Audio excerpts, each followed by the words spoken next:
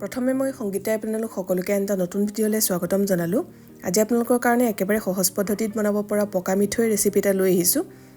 এই মিঠৈবিধ বনাবলৈ একেবাৰে সহজ আৰু ইয়াত গুড়ৰ পৰিমাণ বেছিকৈ থাকে বাবে কালাৰটোও ধুনীয়া হয়, লগতে খাবলৈও কোমল হয়। বহুতে ইয়াক গুড়ৰ মিঠৈ বুলিও কয়। আহকচোন তেনেহ'লে বেছি দেৰি নকৰি আজিৰ ভিডিঅ'টোৰ মাজলৈ আমি আগবাঢ়োঁ। মিঠৈ বনাবৰ বাবে মই ইয়াত দুবাটি কেঁচা পিঠাগুড়ি লৈছোঁ। যিকোনো ভাতৰ চাউলৰ পিঠাগুড়ি আপোনালোকে ল'ব পাৰিব আৰু ৰ'দত শুকাই থোৱা পিঠাগুড়ি ল'ব পাৰে বা ভজা পিঠাগুড়িৰেও পকা মিঠৈ বনাব পাৰে।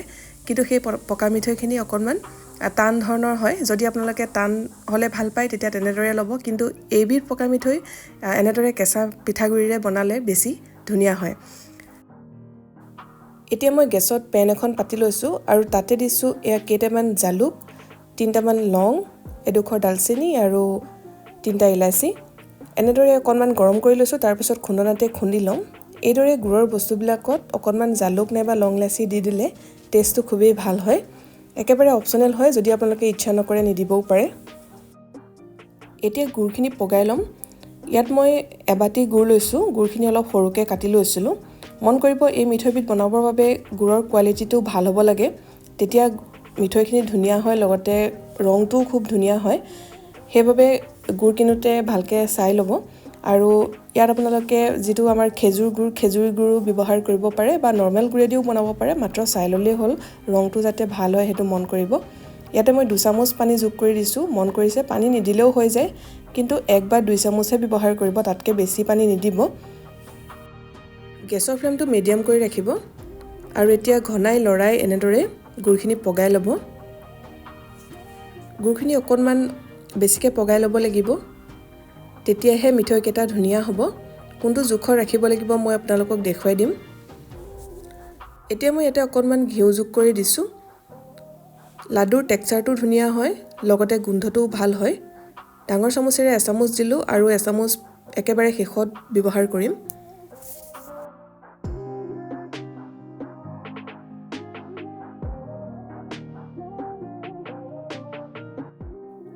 এয়া মই গুড়খিনি পগাই আছোঁ, দেখিছে এনেদৰে ফুলি আহিব আৰু খুব ধুনীয়াকৈ ডাঠ হৈ আহে। অকণমান এনেকৈ ডাঠ কৰি ল'ব লাগিব, তেতিয়াহে লাডুকেইটা ভালদৰে বান্ধ খাব আৰু কালাৰটোও খুব ধুনীয়া হ'ব। এতিয়া মই অকণমান মিশ্ৰণ লৈ পেলাই এয়া বাতি এটাত পানী লৈ লৈছিলোঁ, তাতে দি লৈছোঁ। যেতিয়া আপোনালোকে এনেদৰে টোপালটো দিব, তললৈ ধুনীয়াকৈ বহি যাব আৰু লগালগ টান হৈ আহিব। তেতিয়াই গম পাব যে ভালদৰে পগাই লোৱা হৈ গ'ল। সিমানখিনিলৈকে পগালেই হ'ব। এয়া দেখিছে বাতিটোৰ তলত বহি গৈছে আৰু যিখিনি গুড়ৰ টোপাল দিছিলোঁ খুব ধুনীয়াকৈ টান হৈ গৈছে। বা এনেদৰে হাতেৰে লাডু এটা কৰি চালেও ধৰিব পাৰিব, লগালগ টান হৈ যায় আৰু ওপৰৰ পৰা দি দিলে শব্দ উঠি যাব। ষ্টিলৰ বা কাঁহৰ বাতি দিলে সেই শব্দটো ভালদৰে শুনা যায়।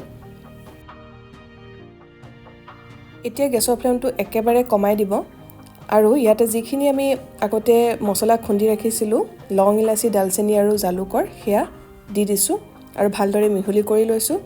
এইখিনি সময়তে অকণমান ঘিউ দি দিব পাৰে, তেতিয়া গোন্ধটো খুবেই ভাল হয়। ভালদৰে গোটেইখিনি এবাৰ মিলাই ল'ব আৰু তাৰ পাছতে ইয়াত আগতে যিখিনি আমি পিঠাগুড়ি লৈছিলোঁ সেই পিঠাগুড়ি যোগ কৰিছোঁ। প্ৰথমতে গোটেইখিনি পিঠাগুড়ি দি নিদিব, অলপ অলপকৈ দি পেলাই গোটেইখিনি মিলাই ল'ব আৰু যদিহে প্ৰয়োজন হয় তেতিয়া এইখিনি সময়তে আপোনালোকে পিঠাগুড়ি যোগ কৰি দিব পাৰে। কিন্তু মই ইয়াত দুবাটি পিঠাগুড়ি লৈছিলোঁ, সেই 2 বাটি পিঠাগুড়িয়ে ইয়াত প্ৰয়োজন হ'ল। ইয়াত আৰু মোৰ বেলেগকৈ দিবলগীয়া হোৱা নাই। ইয়াত মই মিক্সিত খুন্দা পিঠাগুড়ি ব্যৱহাৰ কৰিছিলোঁ। আপোনালোকে ঢেঁকীত খুন্দি লোৱা কেঁচা পিঠাগুড়ি ল'ব পাৰে। মিলত খুন্দা পিঠাগুড়িৰে এই লাড়ুবিধ বনালে লাডুকেইটা অলপ বেছি টান হ'ব বা পিঠাগুড়িও কমকৈ লাগিব পাৰে, সেই কথাটো আপোনালোকে মন কৰিব। সেইবাবে এনেদৰে অলপ অলপকৈ দি পিঠাগুড়িখিনি মিলাব, একেবাৰতে গোটেইখিনি ঢালি নিদিব। এনেদৰে গেছৰ ফ্লেমটো একেবাৰে কমাই ৰাখিব, চিমত ৰাখি লৈ ভালদৰে মিহলাই থাকিব। এইখিনি সময়তে মই এচামুচ ঘিউ যোগ কৰি দিছোঁ। গুড় গলাওঁতে এচামুচ দিছিলোঁ আৰু এতিয়া এচামুচ দিছোঁ। মুঠতে মই ইয়াত 2 চামুচ ঘিউ দিলোঁ। আপোনালোকে ঘিউৰ পৰিমাণটোৰ লগত তেনেকুৱা ধৰণৰ কোনো কথা নাই, ঘিউ নিদিয়াকৈও বনাব পাৰি, কিন্তু ঘিউ অকণমান দিলে লাডুৰ টেক্সচাৰটো ধুনীয়া হয়, লগতে গোন্ধটো খুব ভাল লাগে। এতিয়া এনেদৰে ভালকৈ লৰাই লৈছোঁ। দেখিছে মিশ্ৰণখিনি কেৰাহীৰ পৰা এৰি আহিছে। পেৰা বনাওঁতে যেনেদৰে মিশ্ৰণখিনি কেৰাহীৰ পৰা এৰাই যায় শেষলৈ, ঠিক তেনেধৰণৰ হৈ পৰে আৰু তেতিয়া গেছৰ ফ্লেমটো অফ কৰি মিশ্ৰণখিনি বেলেগ এটা বাতিলে লৈ ল'ব তেতিয়া লাডু বান্ধিবলৈ সুবিধা হ'ব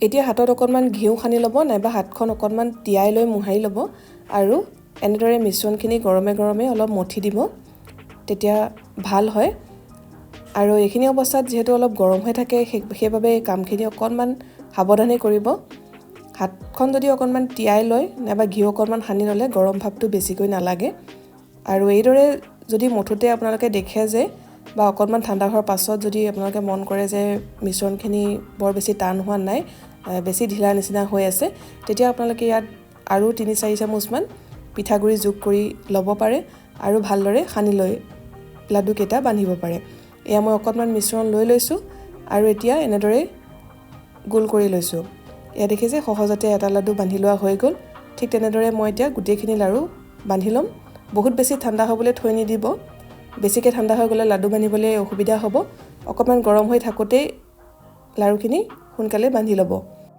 পকা মিঠৈবিলাক সাধাৰণতে আমি বহুত ডাঙৰ ডাঙৰকৈ বনাওঁ কিন্তু এই লাড়ুৰ ভিতৰত যিহেতু আমি পানী একেবাৰে কমকৈ ব্যৱহাৰ কৰিছোঁ সেইবাবে মিঠাও হয় যথেষ্ট সেইবাবে এনেদৰে সৰুকৈ বনাব আৰু এনেদৰে অকণমানিকৈ বনালে দেখিবলৈও খুব ধুনীয়া হয় ইয়াত ঘিউ দিয়াৰ বাবে দেখিছে ওপৰত খুব ধুনীয়া জিলিকনি এটা আহে এনেদৰে এতিয়া আমি গোটেই লাড়ুখিনি তৈয়াৰ কৰি ল'ম লাড়ুবিধ অলপ ঠাণ্ডা হোৱাৰ পাছতে ধুনীয়া টান হৈ আহে টান মানে একেবাৰে চুবাব নোৱাৰা টান নহয় একদম অলপ কোমল টাইপৰ হয় মুখত দিলে পমি যোৱাৰ দৰে খাবলৈ খুবেই ভাল হয় যিসকলে এই পদ্ধতিত বনোৱা নাই এবাৰ নিশ্চয় বনাই চাব আৰু কেনে পালে কমেণ্ট কৰি জনাব লাড়ুখিনি সম্পূৰ্ণৰূপে ঠাণ্ডা হোৱাৰ পিছত এয়াৰটাইট কণ্টেইনাৰত ভৰাই ৰাখি বহুত দিনলৈ খাই থাকিব পাৰিব অলপো বেয়া নহয় আশা কৰিছোঁ আজিৰ ৰেচিপিটো আপোনালোকে ভাল পালে যদি ভাল পালে ভিডিঅ'টো লাইক কৰিব লগতে শ্বেয়াৰ কৰি দিব যিসকলে চেনেলটো এতিয়ালৈকে ছাবস্ক্ৰাইব কৰা নাই ছাবস্ক্ৰাইব কৰি কাষতে থকা বেল আইকনটো প্ৰেছ কৰি অল কৰি ৰাখিব তেতিয়া আহিবলগীয়া ভিডিঅ' নটিফিকেশ্যনবিলাক আপুনি পাই থাকিব আকৌ এটা নতুন ৰেচিপিৰ সৈতে সোনকালে লগ পাম